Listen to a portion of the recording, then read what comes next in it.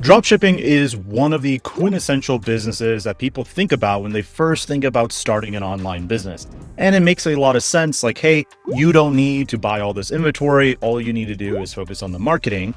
But what a lot of people don't consider is whether you should even buy a dropshipping store. Now, why start a dropshipping store that has zero revenue when you can just buy something that is already working?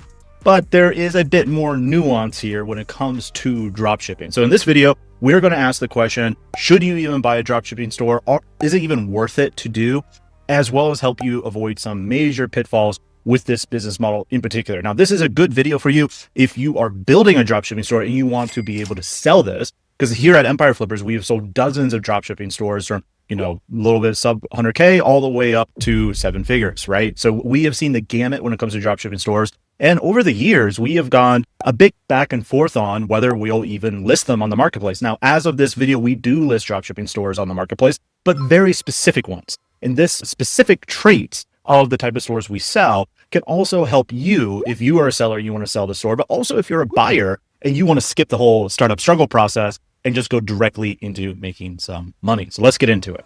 First off, extremely brief, what is dropshipping? So dropshipping is just a form of e-commerce where you set up, say, a Shopify store, and you go to a catalog of vendors, you put their products on your store, and you have no inventory yourself. So every time you get a sell in your store, reach out to the vendor, hey, I got a sell, ship it to here, here's the address, and they handle all that good stuff for you.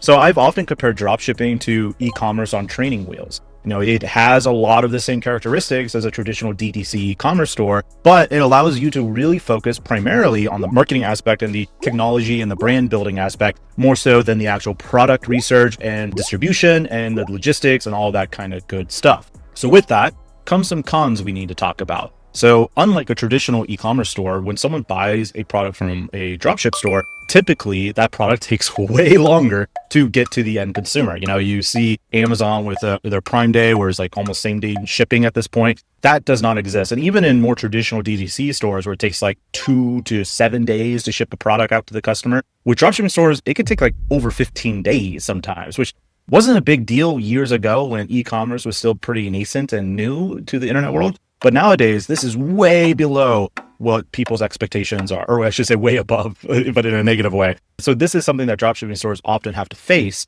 And also, unlike DTC e-commerce stores, because you are not buying the inventory in bulk, and that vendor also needs to make money, so they're going to be marking it up from whatever it costs to produce this item, you will just have lower margins overall, lower profitability, all that kind of good stuff. The other major con here, and this is a big reason why a lot of people don't buy dropshipping stores, by the way, is the lack of a moat. So this lack of a moat, what I mean by that is when you are selling a business, you want to demonstrate to that buyer why this is a good purchase. And one of the ways you do that is by showing how competitors can't compete with you, or not very easily, right? This is your moat. You're hard to replicate. You've built something that is not easy for someone to just compete with you on. Now with dropshipping, it can be very easy to just set up a store on Shopify, get the exact same vendors as you.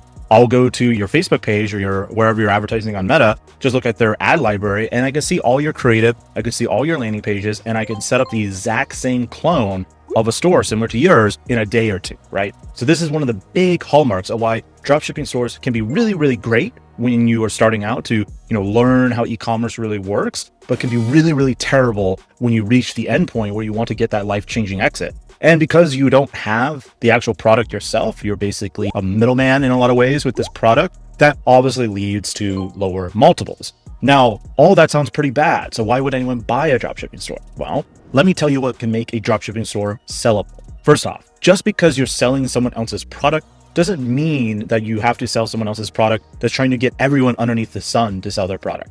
What you want to do is have an exclusive contract with your vendors where maybe you're the only one who's allowed to sell it, or maybe there's only a handful of people allowed to sell it. This helps you build your moat because not just anyone can sign up to sell this product. It has to be a very specific contract that they have with that vendor. So this is a very good sign. It helps keep the competition down and it helps you build that goodwill. Now, another thing that makes dropshipping very interesting is if you go the high ticket route. See, a lot of people with dropshipping, they might do like a commodity of some sort or a very low priced item, which is going to eat into their margins even further. But if you go the opposite direction, where you're doing high ticket, say like fridges and freezers or whatever, right? Now this puts you in a bit of a different category. One, the profit margins are way better. The competition tends to be less fierce because you're going to, quote unquote, more obscure niches. And people are more willing to wait to receive their product, 2-3 weeks for a bigger purchase like this too. So they don't have the exact same expectations when it comes to shipping. The nice thing, again, about this is you have an exclusive contract with it. And usually with high ticket dropship items, it's a little bit easier. I wouldn't say necessarily easier, but it tends to be easier to get some exclusivity when it comes to selling that dropshipped item. Now, the other thing that makes a dropshipping store sellable is what sets it apart with its goodwill and brand. Like I said, the moat is very thin with dropshipping stores. So you really need to rely on building a valuable brand and ideally a valuable community around the subject matter of whatever products you're selling. Now, the easiest way to do this is something I harp on all the time on this channel, which is building an email list. Building a list, especially of customers who have bought everything from you, who are actively engaged or sending them emails once a week, not just like by myself, but also like valuable stuff that they enjoy reading. This is a good sign that you are building a real brand. And even if you don't have an exclusive contract with a vendor, let's say you have an email list of 30,000 people. Well, I can't just go and create a Shopify dropship store selling the same product as you and have 30,000 people on my email list in 2 days. Guess maybe if I am a master of media and just like go ham on spending a crazy amount of money, I could, but that is very unlikely for someone to do. So by having that email list, you have some customer data, which is fantastic. This really helps set you apart. Another way it can be, social communities, engagement across your social pages, reviews on your store, all that kind of good stuff, all shows that you have the goodwill that can make this dropship store valuable.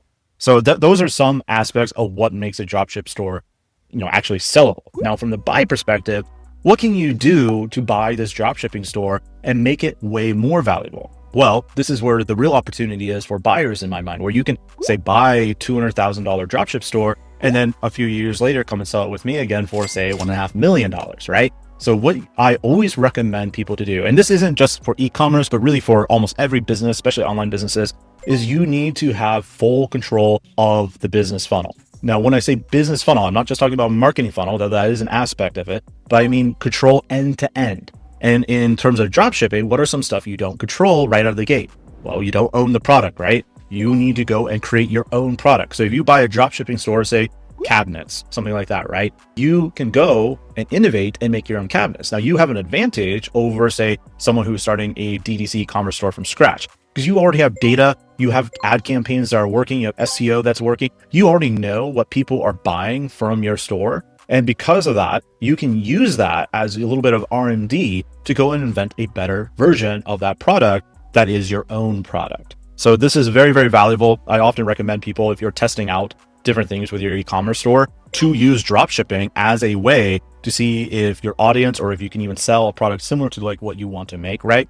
So this is a good way for you to really own full control of the full business funnel, turning your dropshipping store into a true DTC e-commerce store. Now you'll probably always have a bit of a dropshipping hybrid going on with your checkouts and upsells and order bumps and all that kind of stuff. But just by doing this, where you own a product, so you buy the dropshipping store and then you go and source your product based on the data of whatever dropship product is selling the best, can dramatically increase the value of this dropshipping store that you bought, because now it's not a dropshipping store, right? It's an e-commerce store. And true e-commerce stores almost always will get better valuations than a dropshipping store. So that's one of the first big things. And now a lot of people sell these dropshipping stores because they don't want to deal with those kind of problems. So the opportunity for you is to go deal with those problems and use all the data that they've got to make a very good educated guess on what kind of products you should source for yourself. So that's one of the big opportunities here. If you bought a dropshipping store that has everything that makes one sellable, like I just said, and you source your own products, you are now a different business model completely. So you might have gotten into this business buying it at say like 2x SDE, and now you can go sell it for 3.5x SDE just 12 months later. And hopefully with even bigger profits coming in from the growth that you do. Now, of course, this means you need to go and investigate, how do I source these products? You need to learn how do I get the logistics, like the freight, all that kind of stuff. Which warehouse am I sending it to? How do I send out these products? These are some of the major problems that the challenges you will need to solve, in my view, if you want your dropshipping store to really grow exponentially. Now, there are other opportunities here. Just like with any business, you want to look at the classics, such as the marketing. Is it optimized? Usually it's not. Usually there's only one marketing channel being used. So that's another opportunity for you as a buyer too. But if you want my truest advice, if you are looking at buying a dropshipping store, my advice is to always veer into becoming a DTC e-commerce store. And that is the number one way you can really move the value needle up. So should you buy a dropshipping store? Yeah, I think they can be great buys. You got to be careful. Like, is the moat so thin I could have a competitor tomorrow, right? Or is there some safety guards here for me to, kind of ruminate and like learn this business without competitors popping up left, right, and center? So that's like one of the first things you want to look at as a buyer, but you also want to start looking at how can I become a product owner? Because remember, just like with Google AdSense or anything else like this, if you're the middleman, someone is making much more money than you on the back end. So how do you become the back end person? I always say this to my friends with Google AdSense sites who absolutely love that business model. Like, hey, that's great. But just remember, whoever is on the other end of that ad that gets clicked, they're making a lot more money than you. And honestly, probably way less stressful because they have more margins to do more marketing. And similar to your dropshipping store, once you get your actual product you own on that store, your profit margins will also widen considerably. And that widened profit margin allows you to do more aggressive marketing, which that aggressive marketing allows for a lot more aggressive growth. And this could be a slow rollout for you where you phase in maybe just one product you own and you're still using the dropship catalog of your different vendors for the order bumps, upsells, cross sells, and all that kind of good stuff. But you slow roll where eventually all those products, for the most part, are replaced by products you own. And that, if you buy a dropshipping store from us and you do something like that, you come back to us, you will probably sell your business for a whole lot more. So if that's your growth plan going into it, then yeah, I think buying a dropshipping store is great. If your growth plan is, hey, I just wanted to have like passive income, well, bad news, there is no such thing as passive income. Even investing into a 401k or any index funds, you're still logging in and checking it, right? Nothing is truly passive. I think buying a dropshipping store just for passive income doesn't make a whole lot of sense because it's an industry that is constantly changing so dramatically.